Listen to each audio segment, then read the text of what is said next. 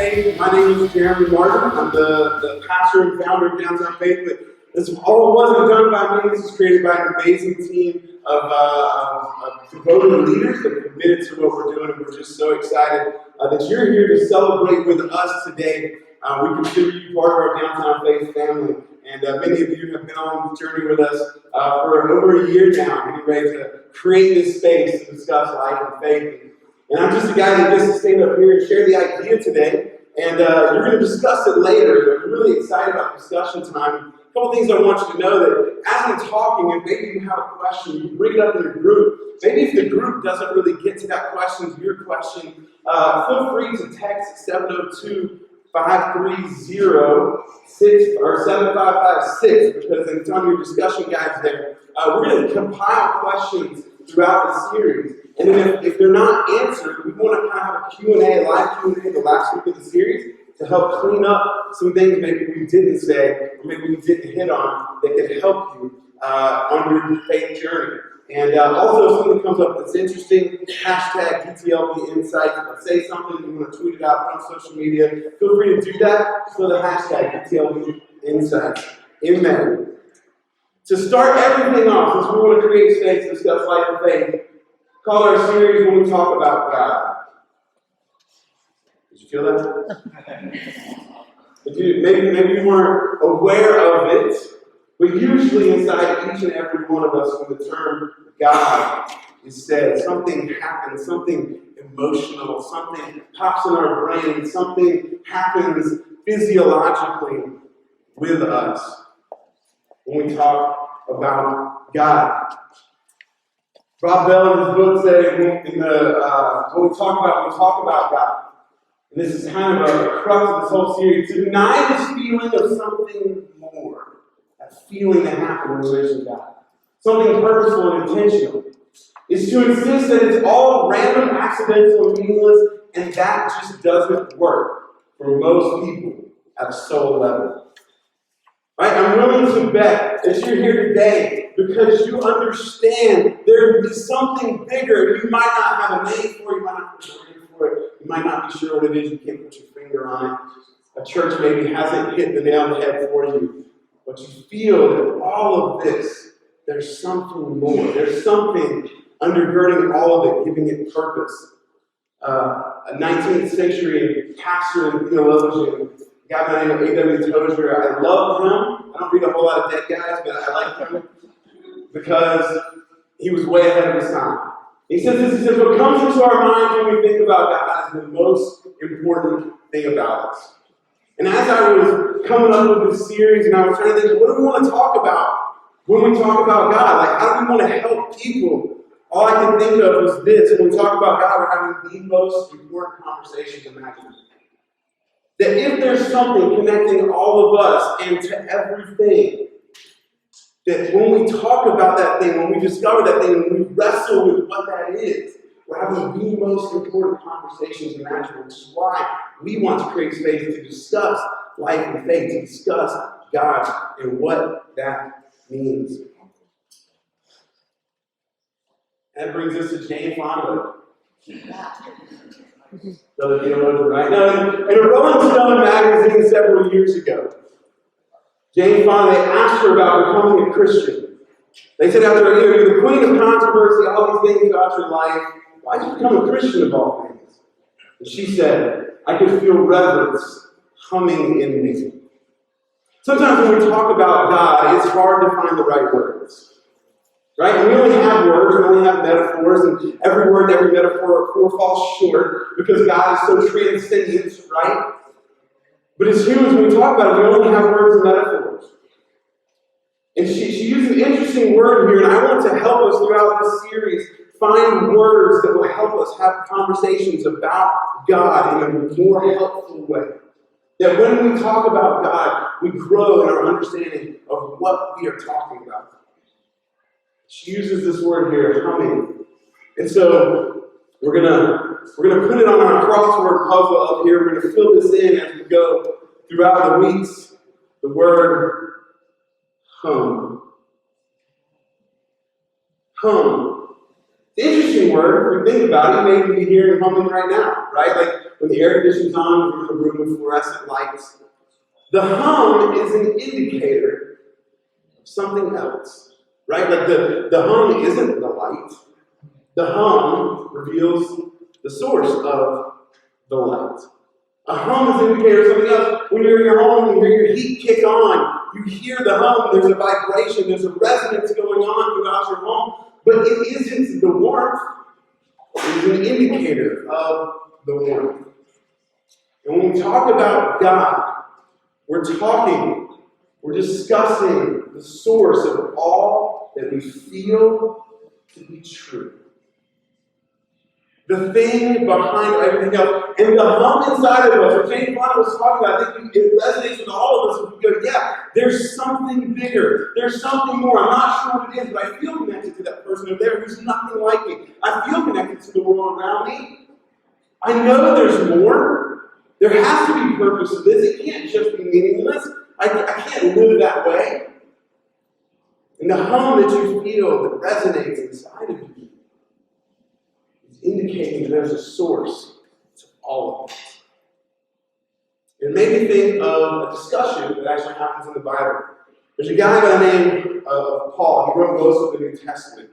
And he was a guy who was like me. He actually would go to places and he would start churches. He was a missionary. He would travel all over and he would start churches. And he ended up in the city of Athens, which most of us understand is in Greece. Pretty popular place throughout history, a lot of deep history there. And it was a place where a lot of intellectuals and philosophers would end up. And Paul kind of ended up there just kind of by accident. It was like a holding place for him on one of his journeys. And everyone else that he was journeying with was kind of in other places, and someone took him to Athens and said, wait here, we'll all come meet you, and then we'll go to our next place. And while he was there, he couldn't help but see something. He noticed this place in Athens is not just philosophical. It's not just intellectual. There are idols everywhere. It's spiritual. They believe in something spiritual. The most intellectual, the most philosophical people today were actually also deeply spiritual. And he sees this, and he comes across one of the idols that has an inscription on it that says, "To the unknown God." And he's very intrigued by this. So he does what he would do in many cities. He would go and he goes to the synagogue because he was Jewish. And he talks to the Jewish leaders and some other people who believe in God. And he talks to them and said, hey, well, what is this idol to the unknown God? And they discuss it. He actually kind of gets disturbed with their answer and their approach to it. So he just goes into the town square. And he goes in the middle of the city and he starts discussing with people this unknown God. And then he starts talking about Jesus. I think what you're talking about is actually Jesus. And they're like, this is interesting, but it's a little confusing. They got called him a babbler. Like, this guy babbling on about it. But some people were very interested. They said, you know what you should do? You should come with us to the Areopagus. You should discuss this thing, this God. There, the Areopagus was the place. It's where, when people came into Athens, they would go there, they would listen to the philosophers and the intellectuals of the day talk about life and faith. Because remember, they weren't just philosophical, they weren't just intellectual, they were also spiritual. And so he goes there, and I want to kind of highlight today, as we talk about this source behind everything that we feel to be true. I want to look at what he says to them, because I think it is incredibly relevant, not just then, not just in Athens, but today in downtown Las Vegas for us. And so, it says, so Paul, standing before the council, addressed them as follows. Men of Athens, I notice that you are very religious in every way. For as I was walking along, I saw your many shrines, and one of your altars had this inscription to it, to an unknown God. This God whom you worship without knowing is the one that I'm telling you about. He is the God who made the world and everything in it. Since he is Lord of heaven and earth, he doesn't live in man-made temples, and human hands can't serve his needs, for he has no needs. He himself gives life and breath to everything, and he satisfies every need. From one man he created all the nations, or from one bloodline he created all the nations throughout the whole earth. He decided beforehand when they should rise and fall, and he determined their boundaries. Listen to this. His purpose was for the nations to seek after God and perhaps feel their way to him and find him, though he is not far from any one of us. I like that term, that feel their way to him. Why? Because of the humming, because of the hum that's resonating in all of us, to feel their way to him. For in him we live and move and exist. As some of your own poets have said, we are his offspring. And since this is true, we shouldn't think of God as an idol designed by craftsmen from gold, or silver, or stone. So he hits on the idea of God being the source. This unknown God that you're worshiping, he's the source. And it's interesting that he doesn't begin with Jesus in this moment. Our mission statement is going to help people follow Jesus, and that's a great thing, and we believe in that. But he actually goes back further to God as source. Because one thing Paul understood, philosophically, intellectually, spiritual understanding is humming in all of us, resonating that there's something more. And they didn't know what it was. I said, hey, I want to help you discover who that is. It's the same thing, the burning passion of Downtown Bay. We want to help people discover that hum inside of them. So what do we mean by source? If there's a source, what do we mean? We mentioned that he's a designer. That he designed everything, that out of him comes everything. A lot of times in the Bible, we'll see the term God in a masculine form, like he. And some people have a problem with that. God's not named after a woman, and I would agree with that. God is spirit. It's not man or woman. But a lot of times, he or father becomes the term because in Jewish concept is the idea that it's out of the father come the children. The mother holds them, grows them, but it's out of the father. And so he's the source. It was out of him that all that we see exists. God is the thing that we can't see, but without which we can't see. He's the first uncaused cause of all causes. He is that thing. He is that source. The designer. But then he goes into him and says, hey, we can't be his needs because they're happenings. He's actually the one meeting needs.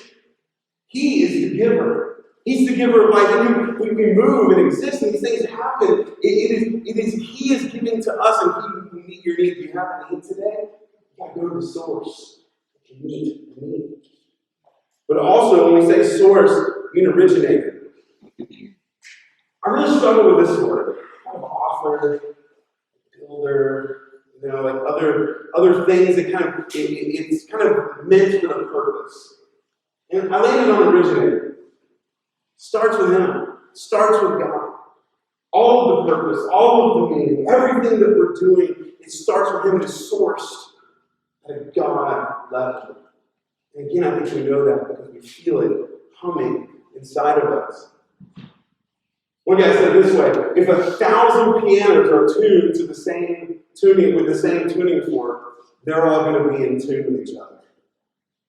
Right? And so all of us in here, if we think about it, like we're connected somehow. It'll look like that person, it'll sound like that person, it'll smell like that person. We're connected. And I think we're all connected to one thing. 1,000 pianos, the one tuning fork, the originator of everything. I think about it this way too. I was talking with a friend downtown. Many of you may know him, Dylan. We were discussing God. We were having a God conversation. And he thinks very differently than me because he understands things that I would never understand. Like artificial intelligence.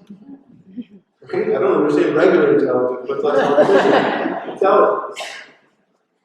He said, I'm really slow to just say there is no God because of artificial intelligence. I thought, okay, go.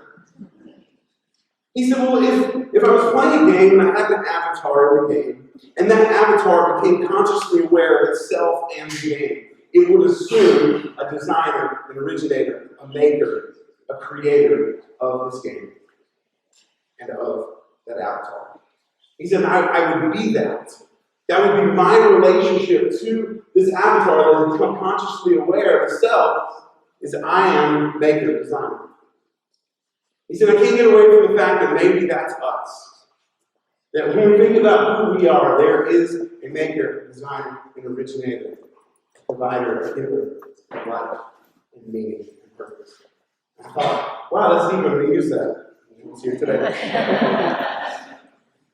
The Bible doesn't start off with sin. A lot of people talk a lot about the fallen man. That's not where it starts. It actually starts off with a poem of creation, of God and man, and Him being the source of it all.